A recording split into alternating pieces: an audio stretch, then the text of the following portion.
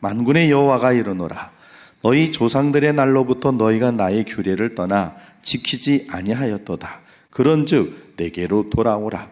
그리하면 나도 너희에게로 돌아가리라 하였더니 너희가 이르기를 우리가 어떻게 하여야 돌아가리까 하는도다. 사람이 어찌 하나님의 것을 도둑질하겠느냐? 그러나 너희는 나의 것을 도둑질하고도 말하기를 우리가 어떻게 주의 것을 도둑질하였나이까 하는도다. 이는 곧 11조와 봉헌물이라. 너희 곧 온 나라가 나의 것을 도둑질하였으므로 너희가 저주를 받았느니라. 만군의 여호와가 이르노라. 너희의 온전한 11조를 창고에 들여 나의 집에 양식이 있게 하고 그것으로 나를 시험하여 내가 하늘 문을 열고 너희에게 복을 쌓을 것이 없도록 붙지 아니하나 보라. 만군의 여호와가 이르노라. 내가 너희를 위하여 메뚜기를 kum하여 너희 토지 소산을 먹어 없애지 못하게 하며 너희 밭에 포도나무 열매가 기한 전에 떨어지지 않게 하리니 너희 땅이 아름다워짐으로 모든 이방인들이 너희를 복되다 하리라. 만군의 여호와의 말이니라. 아멘. 오늘은 한 해를 결산하는 송년의 날입니다. 이제 내일부터 새로운 해가 시작이 됩니다. 모두가 다 새해가 잘 되기를 소망합니다. 그래서 많은 사람들이 오늘 저녁부터, 지금도 아마 가는 사람이 있을 거예요. 어디로 가요? 동해안으로 갑니다. 동해안으로 막 가요. 왜 가요? 내일 떠오르는 새로운 한 해 떠오르는 그 태양을 보고 소원을 빌려고 갑니다. 예. 어제도 떠올랐고 오늘도 되고 내일도 떠오르는데 새해 첫 태양이니까 그렇게 떠오르는 태양을 보면서 소원을 빌려고 그 고생을 하면서 갑니다. 제가 전했던 교회에서 집사님이 회개 기도를 하시더라고요. 송구영신 예배 안 나오고 그리고 거기 강원도를 가다가 차가 너무 막혀가지고 고속도로에서 나를 샜대. 그래서 목사님 죄송해요. 그래서 왜 안 오셨냐 그러니까 그래서 하도 남편이 그래가지고 가다가 고속도로에서 해 맞으면서 다시는 내가 안 간다 그랬대. 그렇게 사람들이 몰려가요. 근데 그렇게 가가지고 그 떠오른 태양에다가 소원을 빕니다. 그런데 여러분 아쉽지만 그 소망은요 허망이에요. 그 떠오른 태양은 그 사람에게 아무런 힘도 되지 못하고 그 사람의 소원을 들어주지도 못합니다. 또 어떤 사람들은 새해가 됐다고 해서 무당을 찾아갑니다. 그래가지고는 부적을 써가지고는 집에 방에다가 탁 붙여놓습니다. 그 종이 쪼가리가 무슨 힘이 있다고 그 사람과 그 집에 복을 주겠습니까? 만약에 그 집이 불을 타고 화재가 된다면 그냥 다 타고 없어져 버릴 힘없는 종이 쪼가리예요. 사람들이요 알기는 해요. 그 떠오른 태양이 내 소원을 들어줄 것이다. 그거 확신이 없어요. 그냥 퍼포먼스처럼 가는 거예요. 그렇게 가서 하는 그 이유는 그 마음에 소원한 바가 이루어지길 바라는 소망이 있기 때문에 그래요. 그런데 그 소망은 우리에게도 모두 다 있습니다. 내일부터 시작되는 새해에 우리가 바라는 소원이 다 있습니다. 그런데 우리가 바라는 그 소원이 이루어지길 바라는 그 소망은 헛된 허망이 아니라 살아있는 소망이 되는 것은 하나님이 계시기 때문인 줄로 믿습니다. 하나님이 계셔서 하나님께서 우리에게 복을 주시기 때문에 우리의 소망은 이루어질 수 있는 확신이 있는 것입니다. 복 주시는 분은 하나님이십니다. 하나님이 복 주시면요 빈손으로 시작했던 사람이 거부가 됩니다. 이따 말씀을 볼 때면 야곱이 그랬어요. 삼촌 집에 갈 때는 빈손으로 갔지만 하나님 복 주시니까 20년 만에 부자가 되는데 양과 염소 나오는데 나오면 야곱의 것이 되는 거예요. 아롱지고 읊고 점 있고 이런 것들이 막 나오는데 또 그런 것들이 그냥 돌연변이로 비실비실한 게 아니라 다 튼튼한 것들이 되니까 20년 만에 부자가 돼요.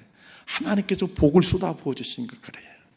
하나님께서 복 주시니까 풀무불에 들어가서 살아나오고요. 사자굴 속에서도 하나도 몸 상하지 않고 나오는 거예요. 할렐루야. 그런데 하나님께서 지켜주시던 그 복이 떠나가면요 되던 사람도 안 돼요. 사울 왕 그의 위치는 왕이었지만 하나님께서 복을 걷어가시니까 그냥 망하는 거예요. 하루 한날에 아들 3명하고 같이 부자가 4부자가 그냥 같이 죽습니다. 그게 문제. 하나님께서 주시는 복을 가시니까요. 이 요나는 풍랑 속에서도 가다가 잘 되다가도 풍랑이라 가지고 바다에 빠지게 되는 거예요. 하나님이 복 주셔야 우리는 복 있는 사람이 되는 줄로 믿습니다.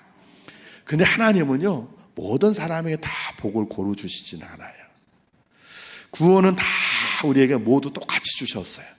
교회 처음 나온 분이나, 아니 심지어는 교회를 나오지 않아서도 내가 예수님을 영접하고 받으면 교회 출석하기도 전에 구원을 베푸시기도 해요. 구원은 모든 세상 모든 사람 주시는 은혜예요. 그런데 복은 모든 사람 다 주시지 않아요. 복은 복 받을 일을 한 사람에게 주시는 거예요. 그래서 성경에 보면 그리하면 복에 대한 얘기를 할 때 꼭 앞에 나오는 게 그리하면 너가 이렇게 하면 하나님이 이렇게 복을 주겠다. 하나님 말씀하시는 거예요.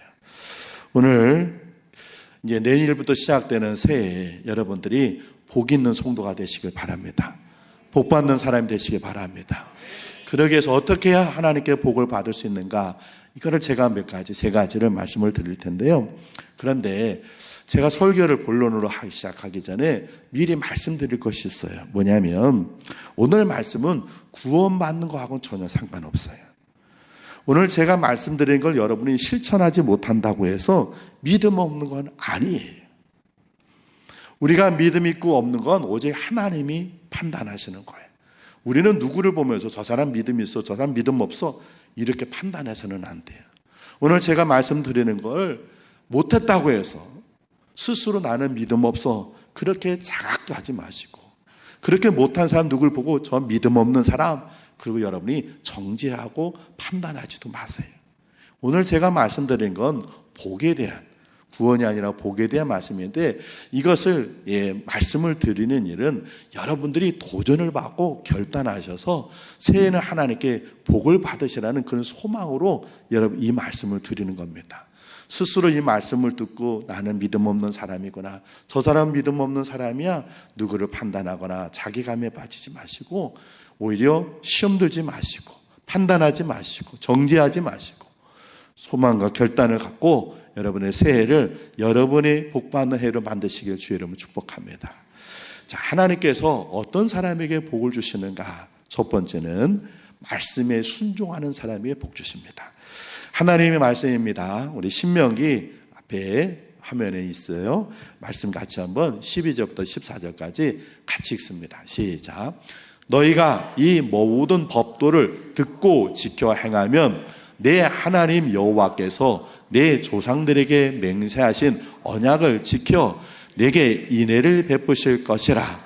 곧 너를 사랑하시고 복을 주사 너를 번성하게 하시되 내게 주리라고 내 조상들에게 맹세하신 땅에서 내 소생에게 은혜를 베푸시며 내 토지 소산과 곡식과 포도주와 기름을 풍성하게 하시고 내 소와 양을 번식하게 하시리니 내가 복을 받음이 만면보다 훨씬 더하여 너희 중에 남녀와 너희의 짐승의 암소에 생육하지 못함이 없을 것이며.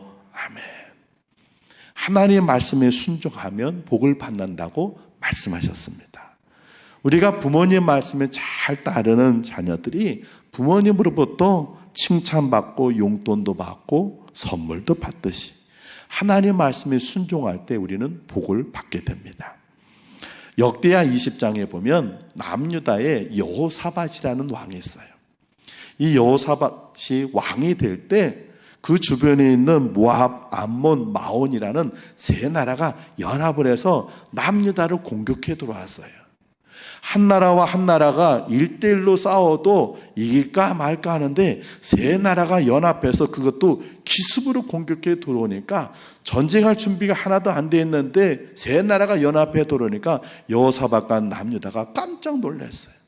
그리고 하나님 앞에 기도했습니다. 하나님 지켜주세요. 이 나라 보호해 주세요. 그때 하나님께서 뭐라고 하셨냐면, 야, 그 전쟁은 너희들 게 아니라 내 거야. 내가 대신 싸워줄게. 너희들은 그냥 나가기만 해라. 이렇게 말씀하시는 거예요. 싸우러 나가는 게 아니라 그냥 나가라는 거예요. 그 세 나라의 연합군이 오는데 그냥 나가기만 해라 그러시는 거예요. 그런데 여호사밧 왕은 그 말씀에 순종했어요. 그래서 전쟁하러 나가는 것이 아니라 그냥 그들에게 하나님 나가라고, 성경에 그냥 나가라 말씀하셨어요. 그냥 나가는 거예요. 아무런 싸울 준비도 없이. 나가는데 어떻게 나가냐면 맨 앞에 찬양대, 우리 시원 찬양대, 여러분들 전쟁터 나가면 제일 먼저 여호사밧이 그랬어요. 여러분들 먼저 찬양대 먼저 앞에 나가고 그 뒤에 군사들을 뒤따라가게 했어요. 어떻게 됐을까요?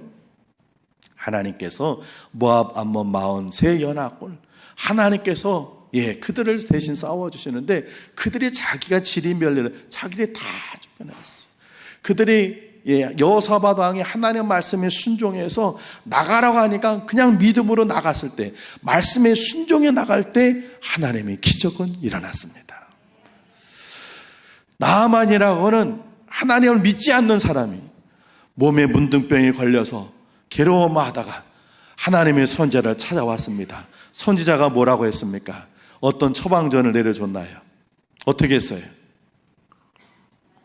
뭐라고 말했어요? 가서 요단강 가서 7번 몸을 씻으십시오. 하나님의 선지자의 말은 하나님의 말씀에 권위가 있는 거예요. 나만의 처음엔 분노가 아주 와가지고, 야, 이까지 요단강, 우리나라에 더 큰 강이 있다. 내가 목욕하러 왔느냐? 그러고 가려고 그러는데 어린 총이 이거보다 더한 것도 하라고 하면 하려고 오시지 않았어요. 근데 그냥 몸만 담그라고 그러는데 왜 그렇습니까? 그래서 나아만이 엘리사의 말에 순종해서 요단강에 7번 몸을 잠그니까 기적적으로 문둥병이 나았습니다. 하나님의 복이 임한 것입니다. 그런데요, 반대의 경우도 있어요. 불순종할 땐 하나님께 주시는 복이 걷어가는 거예요. 이스라엘의 처음 왕이었던 사울 왕은 하나님께서 나아가서 아말렉을 전부 다 진멸하라. 그런데 진멸하지 않고 말씀을 불순종했습니다. 어떻게 됐습니까? 다 하나님께서 그 사울 왕의 그 왕권을 뺏어가지고 다윗에게 주셨어요. 요나는 니네로 가라 하시는 말씀에 불순종해서 저 니네는 이방 민족이 저들은 망해야 되는데 하나님 저들에게 복음 전하라니, 아유 하나님 난 싫어요. 그리고는 다시스로 갔어요. 다시스로 갈 때 처음에는 배를 타고 갈 때 아주 잔잔해 성공하는 것 같지만 곧 풍랑이라 그 요나가 그 바다에 빠지게 됩니다. 하나님께서 복을 걷어가시면 되던 사람도 망하고 길도 막히게 되어 있어요. 하나님이 복을 주셔야 하는 줄로 믿습니다. 목자의 말씀을 따르지 않고 제멋대로 가는 양은 둘 중에 하나가 결과가 돼요. 길을 잃거나 짐승이 밥이 되는 거예요. 새해에는 하나님 말씀에 순종하는 여러분 되시기 바랍니다. 어떤 사람이 말씀에 순종하려고요, 성경책을 펼쳤어요. 내가 하나님 말씀에 순종해야지. 그리고 탁 어떤 말 순종할까? 성경책을 탁 펴서 딱 찍었어요. 뽑기 하듯이 탁 찍었어요. 그랬더니 마태복음 27장 5절 말씀이 나와요. 뭐냐면 이런 말씀이에요. 유다가 은을 송수에 던져놓고 물러가 스스로 목매어 죽은지라. 아이고, 야, 이거는 내가 실천하지 못하겠다. 아유, 신약은 너무 어렵다. 구약은 축복입니다. 탁 펴가지고 탁 찍었어요. 예레미야 4장 6절. 지체하지 마라. 우스갯소리겠죠. 누가 그랬는지 했는지. 여러분, 말씀은요, 뽑기 하듯이 뽑아가지고 그렇게 순종하는 게 아니에요. 말씀은 하나님께서 나에게 주시는 은혜가 있어요. 그때 그것을 내가 순종하는 거예요. 성경책 읽다 보면 나에게 말씀하세요. 설교를 듣다 보면 나에게 말씀하실 때가 있어요. 마음에 그러게 흔히 말하는 감동이 들 때, 생각이 날 때, 늘 읽었던 말씀인데 딱 꽂히는 말씀이 있어요. 그 말씀부터 하나씩 실천해 나가면 돼요. 그 말씀을 내 삶 속에서 살아내면 되는 거예요. 성경 66권을 한꺼번에 다 실천하려니까 엄두가 안 나는 거예요. 이걸 어떻게 다 해? 그건 저도 못해요. 목사인 저도 못해요. 그저 하나님이 나에게 내가 기억하고 있는 것, 내 마음에 담아주신 것, 내 머릿속에 이렇게 생각나게 하시는 거, 그거 하나씩 하나씩. 막 분노할 때 용서의 말씀, 사랑해라 하는 말씀 주시면 그 말씀으로 용서해주고, 막 포기하고 싶은데 다시 힘을 내라 할 때 그 말씀 주신 것 같고 순종해서 한 번 좀 더 나아가는 것. 이렇게 내 삶 속에 주시는, 하나님께 주신 것들을 하나씩 하나씩, 내게 주신 것도 하나씩 하나씩 나가면 돼요. 여러분들에게 날마다 선한 만나라고 해서 말씀 한 구절을 아침에 보내드립니다. 그냥 읽고 끝내지 마시고 그 말씀 읽으시고, 내가 이 말씀을 오늘은 어떻게 실천할까 좀 생각하며 사시면 돼요. 그렇게 하루하루 그렇게 살다 보면 말씀이 삶 속에서 녹아지게 되고 말씀이 순종하는 삶이 되고, 그렇게 내가 말씀에 순종하면 할수록 하나님의 복은 임하게 되는 것입니다. 여러분, 하나님의 말씀에 순종해서 복받는 여러분 되기를 주의 이름으로 축원을 드립니다. 우리 옆분한테 한번 이렇게 얘기해서 말씀에 순종하십시오. 두 번째로 하나님께서 약속하신 복이 있습니다. 우리 이사야서 58장 말씀 같이 한번 읽어보겠습니다. 시작. 만일 안식일에 내 발을 금하여 내 성일에 오락을 행하지 아니하고 안식일을 일컬어 즐거운 날이라 여호와의 성일을 존귀한 날이라 하여 이를 존귀하게 여기고 내 길로 행하지 아니하며 내 오락을 구하지 아니하며 사사로운 말을 하지 아니하면 내가 여호와 안에서 즐거움을 얻을 것이라. 내가 너를 땅의 높은 곳에 올리고 내 조상 야곱의 기업으로 기르리라. 여호와의 입의 말씀이니라. 아멘. 두 번째로 하나님 주시겠다고 약속하신 복은 주일 성수의 복입니다. 우리는 안식일을 지키지 않습니다. 신약에 가서는 주님 부활하신 날을 지킵니다. 그래서 주님 부활하신 날이라서 우리는 일요일을 하지 않고 뭐라고 불러요? 주일이라고 불러요. 하나님을 믿는 사람들은 일요일이라고 하는 것이 아니라 주일, 이렇게 얘기를 해야 돼요. 주일이에요. 오늘은 하나님의 날입니다. 일요일은요, 쉬는 날이에요. 그래서 아마 지금까지 자는 사람 있고 오늘 쉬러 간 사람들 많을 거예요. 하나님 안 믿는 사람들은 오늘은 쉬는 날, 일요일이에요. 그런데 우리는 오늘은 일요일이 아니에요. 오늘은 무슨 날이에요? 주일이에요. 이 날은 하나님이 주인 되어주시고 하나님께 영광 돌려드리는 날, 하나님을 위해서 일하는 날이에요. 어제까지 우리가 우리를 위해서 열심히 살았지만 오늘은 주님을 위해 땀 흘리고 시간을 내고 힘을 내야 되는 날이에요. 이 날이 오늘 주일이에요. 이 날을 거룩하게 지키면, 이 날을 제대로 잘 지키면 하나님께서 뭐라고 하셨냐면 높은 곳에 올리고 야곱의 기업으로 기르겠다 하셨어요. 야곱의 기업으로 기르겠다는 말이 뭐예요? 아까 말씀드린 야곱은 아버지 삼촌의 집에 갈 때, 아버지 집에 나와 삼촌이 올 때 빈털터리러 갔어요. 그랬다가 하나님께 20년 만에 복을 받아 창대케 됐어요. 그 복을 주겠다고 약속하시는 거예요. 대한민국이 기독교는 국가는 아니지만요, 주일 정말 주일 성수 잘했어요. 그래서 하나님께 복을 받아 지금 이만큼의 경제를 누리고 있는 줄로 믿습니다. 예전에는 중직자들의 주일을 지키지 않으면 치리한다고 그랬어요. 난 치리가 뭔가 할 땐 징계한다는 말이더라고요. 중직자들이 주일을 지키지 않고 딴 데 가면요, 징계받았어요. 그때는 오늘처럼 주 5일제도 아니에요. 주 6일이고 하루 쉬는 날, 토요일은 반공일이었는데 주일 하루만 쉬더라도 하나님 앞에 나와서 아침부터 오전에는 대예배라 예배 드리고, 그리고는 저녁에도 또 모여서 저녁 예배라고 드렸어요. 하나님 말씀에 아침 소재와 저녁 소재를 드려라 말씀하셨거든요. 그 말씀을 순종해서 오전에도 예배, 오후에 저녁에도 예배 드렸어요. 그러던 이 나라 이민족이 점점 편해져서 저녁에 집에 갔다 다시 오기가 거리도 멀고 힘드니까 아예 한번 교회 왔을 때 그냥 예배 드립시다. 그래서 저녁 예배가 어느 날부터 슬쩍 뭐로 바뀌었어요? 오후 예배로 바뀌었어요. 저도 우리 교회 와가지고 저녁 예배로 바꾸려고 그랬더니 많은 분들이 목사님, 우리 집에 갔다 다시 오려면 집에 갔다가 그냥 앉았다 다시 와야 돼요. 안 돼요, 못해요. 그래서 저도 지금까지도 오후 예배 드려요. 그런데 오후 예배라도 드려야 되는데 이제는요, 오후 예배가 정착되니까 무슨 말이 나오는지 아세요? 아니, 오전에 똑같이 이렇게 와서 예배 드리고 점심 먹고 그 사람들이 똑같이 뭐하러 두 번씩 예배 드리냐? 원래는 아침하고 저녁에 아침 소재, 저녁 소재 드리는 거예요. 그걸 우리 편의에 맞춰가지고 저녁 예배를 오후 예배 드리더니 이제는 오전 예배 드렸는데 뭘 오후에까지 또 예배 드리냐고.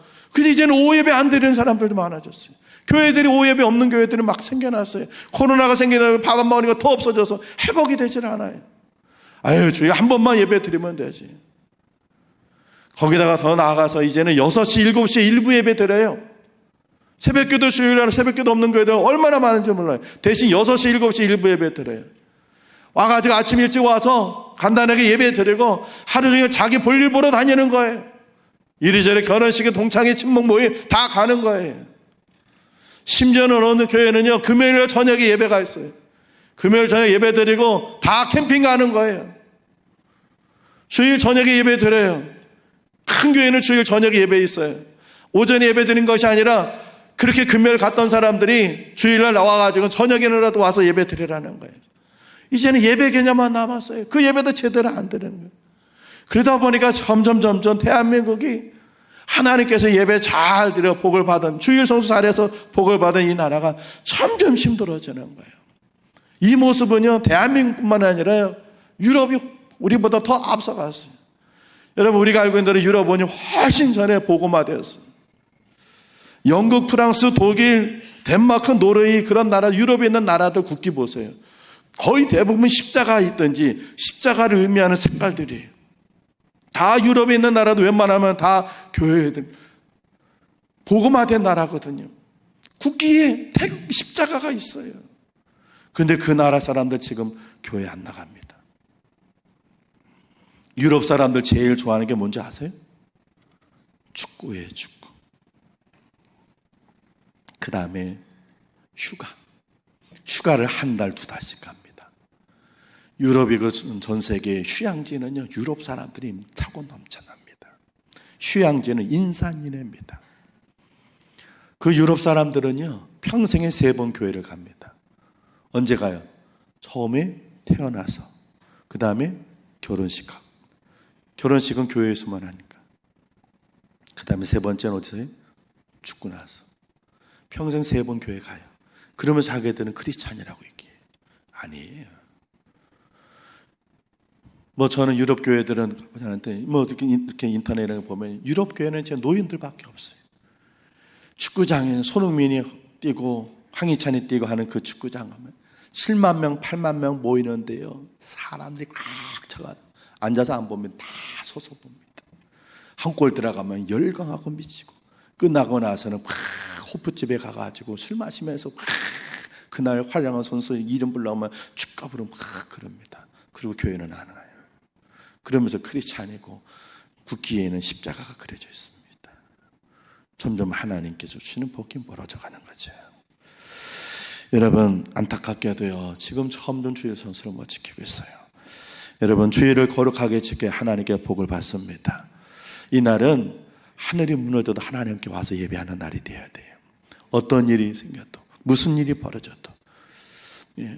제가 알고 있는 한 분이 투석을 하시는 분이 계셨어요. 우리 교회도 투석하는 분이 계시는데, 투석이라는 걸 잘 모르다가 그분을 알았어요. 일주일에 3번, 4번 투석을 하는데요, 투석하는 날 병원에 가서 투석을 안 하면 돌아가세요. 하늘이 무너져도 그분은요, 투석해야 되는 시간에는 병원에 가서 투석을 해요. 피 뽑아가지고 기계에다 가지고 해서 다시 못 나가. 그거 해야 돼. 안 하면 죽어요. 전 그거 보면서, 주일을 이렇게 지켜야 되지 않을까. 내가 주일날 교회 가지 않으면 내 죽는다. 내가 주일날 하나님 앞에 가서 예배하지 않으면 난 죽는다. 이 마음과 이 자세, 이 생각 가지면 어디를 가겠습니까? 투석한 자는요, 친구 만나러 투석하는데 빼고 친구 만나러 가지 않습니다. 여기저기 안 가요. 왜? 내 생명이 달려있기 때문에 거기에 달려가는 거예요. 우리가 주일 성수는 목숨 걸고 지키란 말이, 그런 말이 나오는 거예요. 여러분, 목숨 걸고 주일 성수하는 여러분 되시길 바랍니다. 하나님께서 복을 주십니다. 야곱의 기업으로 기르십니다. 옆분한테 주일 성수하셔서 복 받으십시오. 한번 인사해 주세요. 주일 성수하셔서 복 받으십시오. 마지막 3번째로 하나님께서 약속하신 복이 있습니다. 뭔가요? 바로 11조입니다. 오늘 본문 중에서 우리 10절을 같이 한번 읽어보겠습니다. 10절 시작.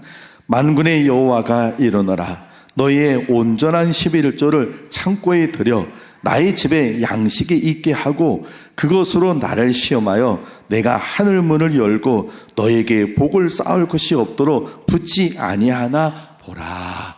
아멘. 저는 보지 못했는데 인터넷에서는요 11조 내지 말라고 그렇게 영상을 해가지고 하는 사람들이 있다고 그래요. 그러면서 11조는 목사가 신자들한테 돈 뜯어내려고 가르치는 거다, 그렇게 얘기한대요. 여러분이 11조 내면 그 11조 제가 가져요. 알고 계세요? 그래요? 여러분이 11조 많이 내면요 제가 교회에서 인센티브를 받습니다. 그래요? 아닙니다. 여러분이 11조 낸다고 해서 제가 그거 갖는 것도 아니고, 여러분이 11조 많이 냈다고 내가 인센티브, 예를 들어 회사에서 어떤 성과하면 성과금 나오는 것처럼 그러지 않습니다. 교회 안에서 교회를 모르는 사람들이 교회 밖에 보니까 교인들이 11조 내면 목사가 다 갖는 것처럼 생각하죠. 그렇게 생각하는 사람들 많아요. 제가 그 대구에서 있는데 주일학교에 이렇게 전도회 대노아가 저한테 그래요. 전도사님은 좋으시겠어요. 초등학교가 왜? 했더니 이거 돈 다 가지시잖아요. 나보고 교회가 돈 다 헌금한 거 다 갖는 줄 알아. 여러분 11조 여러분 되면 제가 다 갔나요? 물론 구약에서는 제사장과 레위인들이 성도들이 11조 가는 거 가졌어요. 근데 오늘날은 안 그러잖아요. 근데 교회 밖에 있는 사람들은 그걸 모르고는 교회인들을 돈 내게 하기 위해서 목사가 한 거다. 여러분 오늘 말씀 우리 12절 다시 한번 읽어보겠습니다. 12절 같이 읽습니다. 시작. 너희 땅이 아름다워짐으로 모든 이방인들이 너희를 복되다 하리라. 만군의 여호와의 말이니라. 아멘. 하나님이 11조 하라고 얘기하시면서 만군의 여호와의 말이라 하나님 말씀하셨어요. 하나님께서 11조 하라고 하셨습니다. 목사가 하라고 가르치는 게 아니에요. 하지 않아도 되고 하려면 하시는 것이 아니라 하라 명령하셨어요. 그렇게 하면 하나님께서 야곱의 기업으로 길어주시겠다 말씀하셨어요. 여러분 하나님께서 심지어는요 내가 복을 주는지 안 주는지 나를 시험해 봐라, 한번 봐라 그랬었어요. 11조 반드시 해야 합니다. 우리 어린이들 오늘 일부 예배 때 우리 어린이들 할 때 11조 하라고 그랬어요. 어릴 때부터 여러분 자녀들이요 11조 가르치세요. 여러분만 11조 하니까 아니라 여러분의 아이들 초등학교 때부터 중학교, 고등학교 청년들 11조 하는 거 가르쳐야 돼요. 엄마가 11조 봉투 챙겨서 너 11조 한 달에 용돈 주는 거 어때? 걔 보고 하라고 하면 안 돼요. 신앙생활은 알아서 하지 않아요. 부모가 다 가르치고 증명하고 그리고 부모가 다 권면하고 그래야 돼요. 알아서 하는 것도 없어요. 그렇게 가르쳐야 돼요. 어렸을 때 용돈부터 11조 하게 해야 돼요. 받아가지고 나중에 쓰다가 나중에 하려고 그러면 못해요. 그러니 부모에게 용돈 받으면 먼저 너 11조 먼저 떼어. 그래서 11조 뭉태에다 넣어라. 가르쳐야 돼요. 그리고 여러분들 그렇게 하셔야 돼요. 여러분들이 소득이 생기면 쓰다가 나중에 하려고 그러면 못해요. 소득이 생기면 제일 먼저 하나님께부터 떼어내야죠. 11절 내는 건 하나님에 대한 신앙의 고백이에요. 내가 주인이 아니라 하나님이 주인이라는 신앙의 고백이에요. 그렇게 드리는 거예요. 사실이요 사람들은 다 11조 냅니다. 여러분이 모르셔서 다 여러분들 다 11조 생활하고 계세요. 그런데요 어떤 분은요 믿음을 가지고 스스로 알아서 하나님께 내요. 하나님 내가 가지는 거 하나님이 주인이에요. 하나님 주셨기 때문에 저 이렇게 사용하게 됩니다. 내 것 드리는 것이 아니라 나는 하나님 것에 내가 10분의 9를 쓰고 하나님 10분의 1을 하나님께 돌려드리는 거예요. 내 것 중에서 10분의 1을 띄는 게 아니라 사실은 열이 다 하나님 건데 그 중에 하나님 나를 사용하라 하셔서 나는 9을 쓰고 하나님 하나를 드립니다. 이런 마음으로 드려요. 그렇게 드리는 사람이 있는 반면에 어떤 사람은 안 드려요. 하나님께서 그 사람도 11조 가져가세요. 어떻게 가져가세요? 갑자기 질병이 들어, 병이 들어서 생각하지 않은지 병 들어서 그래서 병원비로 갑자기 자녀들에게 문제가 생겨서 애들 학원비로, 과외비로, 뭐 이런 비로 돈. 애가 갑자기 아파가지고 애 입원비로, 수술비로. 사업에 갑자기 뜻하지 않게 뭐 펑크가 나가지고 그거 메꾸는 일이에요. 교통사고 나가가지고 합의금으로 또 이런저런 걸로 다. 그런데 몰라요. 저희 아버지에 대한 제가 했는데 한 번 더 할게요. 저희 아버지가 어머니가 먼저 교회를 출석하셨는데 감사하게도 11조를 하셨어요. 아버지가 이제 뒤늦게 몇 년 후에 신앙생활을 하셨는데 어머니가 아버지한테 여보 11조 해야죠. 그때 저희 아버지가 정년퇴직하시고 3년을 쉬시다가 일반 공장을 취직해가지고 공장을 다니실 때였어요. 60이 넘으신 분이 가가지고 하루 종일 노동일 하다가 오셔서 버는 돈이 아까우셨는지 월급은 그래도 11조 내셨는데 휴가비가 나오니까 아버지가 화를 내셨어요. 어머니가 아유 휴가비 나왔어요. 그럼 이거 11조 내야죠. 11조 떼야죠. 그랬더니 아버지가 뭔 월급을 11조 내면 됐지 뭘 휴가비까지 11조 내? 아버지가 그러셨어요. 전 충분히 아버지의 마음도 이해가 돼요. 왜냐하면 힘들게 사시고 고생하셨으니까. 그러니까 어머니가 아버지가 확 역정을 내시니까 아버지가 그냥 역정을 내니까 어머니가 더 이상 뭐라고 못해서 11조 휴가비를 못 내셨어요. 그런 일이 있었는지도 몰랐죠. 저희는 따로 사니까. 그런데 여름 지나서 9월인가 지나자마자 어머니가 갑자기 몸이 또 아파지셨어요. 그래서 병원에 가니까 신장이 콩팥이 나빠졌는데 거의 없어졌어요. 하나는 완전히 소멸되고 하나는 조금 남은 신장 기능이 떨어져. 신장이 없으면 돌아가세요. 그래서 갑자기 막 응급수술 같은 거 하고 막 시술하고 그래서 한 열흘 2주 정도 입원을 하셨어요. 그때도 돌아가신 줄 알고 막 걱정을 하는데 다행히 회복돼가지고 퇴원하시니까 이제 제가 어머니 이제 모셔가지고 집에다 가려고 병원에 갔더니 아버지가 그 얘기를 하시는 거예요. 야, 하나님 무섭다. 무서워. 왜요? 야, 실은 말이야 이랬어. 그리고 제가 한 얘기가 나는 거예요. 어머니가 휴가비 11조 내라니까 아버지가 역정을 내면서 무슨 휴가비까지 11조 내라고 그러냐. 월급 11조 내면 됐지 뭐. 그래 어머니가 그냥 말해서 휴가비 안 냈는데 여름 지나고 나가지고 휴가 잘 다녀오시고 어머니 쓰러지셔서 열흘 동안에 병원에 입원비하고 수술비, 응급수술비하고 뭐 이런저런 거 하니까 휴가비 11조가 아니라 휴가비를 다 가져가시는 거예요. 야, 하나님 무섭다. 내가 휴가비 11조 안 냈더니 하나님이 휴가비 다 가져가시더라. 이야, 하나님 무서운 분이시다. 그 다음부터 아버지는 휴가비가 아니라 무슨 일이든 꼬박꼬박 내시는 거예요. 감사하죠. 아버지는 깨달으셨어요. 그런데요, 안타깝게도요, 지금도 많은 사람들이 못 깨달아요. 그리고 그냥 살다 보면 생기는 우연한 일이라고, 힘든 일이라고, 고달픈 일이라고 생각해요. 그게 하나님께 걷어가는 11조인 줄은 몰라요. 너가 11조 내지 않았지? 너 가진 건 내가 주인이야. 너 내가 주인이라는 걸 좀 깨달아라. 그리고 하나님께서 어떤 때는 질병을, 어떤 때는 사고를, 어떤 때는 생각하지 않았던 일을 생각해서 물질이든지 건강이든지 시간이든 뺏어가세요. 사랑하는 성도 여러분, 하나님이 가져가시기 전에 믿음과 기쁨으로 드리는 성도가 하나님께 복을 받는 줄로 믿습니다. 11조는요, 하나님에 대한 신앙의 고백이에요. 아까도 말씀드렸어요. 모든 것이 내가 주인이 아니라 하나님이 주인이라는 고백이에요. 그 신앙의 고백을 하는 사람에게 하나님 복 주시는 건 당연하고요. 하나님께서 뭐라고 하셨냐면 나를 한번 테스트 해봐라. 내가 복을 주는지 안 주는지 한번 테스트 해봐라 하셨어요. 그동안 11조 생활 못하신 분 계시면요, 한번 내년에 1년만 한번 시험해보세요. 말씀이 하나님께 시험해보라 하시니까 한번 시험해보세요. 오늘 결단하고 하나님 나는 그동안 11조 못했는데요, 오늘 말씀에 나를 시험해보라 하셨으니 제가 하나님 11조 하겠습니다 하고 한번 1년을 한번 해보세요. 1년을 해보고 하나님께 복을 안 주시면, 하나님께서 약속하셨는데 복 주겠다 하셨는데 여러분이 복 받은 게 생각이 안 되시면 안 하셔도 좋아요. 그러나 한번 결단하고 한번 해보세요.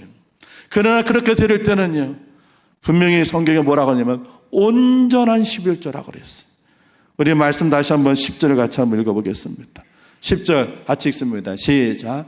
만군의 여호와가 이르노라 너희의 온전한 11조를 창고에 들여 나의 집에 양식이 있게 하고 그것으로 나를 시험하여 내가 하늘 문을 열고 너에게 복을 쌓을 것이 없도록 붙지 아니하나 보라. 아멘. 온전한 11조를 드리셔야 돼요. 그저 주보의 11조 명단에 들어가는 여러분이 생각하는 작정한 11조 말고 하나님께 여러분이 허락하신 그 소득의 11조 내세요.